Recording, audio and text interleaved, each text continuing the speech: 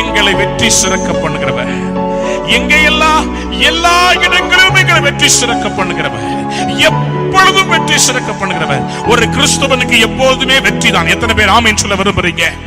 நம்மை தப்புவிக்கிறவர் அவர்தான், நமக்கு ஜெயம் கொடுக்கிறவர் தான், ராஜாக்களுக்கு ஜெயம் கொடுக்கிறவர். உங்களுடைய வாழ்க்கையை கர்த்தர் ஜெயத்தின் பாதையிலே கொண்டு போக விரும்புகிறார். தோல்வியிலே துவண்டு போயிருக்கிற தேவனுடைய பிள்ளையே, கடன் பாரத்திலே இருக்கிற தேவனுடைய பிள்ளையே, உன் தோல்வியை நான் ஜெயமாகி மாற்றப் போகிறேன். I am going to change your situation. I am going to take you from failure to victory. உன்னை ஜெயத்துக்குள்ள நடத்தப் போகிறேன். ரூத்துடைய வாழ்க்கை ஒரு தோல்வி. அவருடைய கணவன் இறந்து விட்டான். இவர் ஒரு விதவை, கீழே விதிர்கிற கதிர்களை பொறுக்கி சாப்பிடுறார். அவளுக்கு யாருமே உதவி செய்யறதுக்கு இல்லை. ஆனா ஆண்டவர் சொன்னார், ஆண்டவர் பார்த்துக்கிட்டே இருந்தாரு. அவள் உண்மையா இருக்கிறதை பார்த்துக்கிட்டே இருந்தாரு.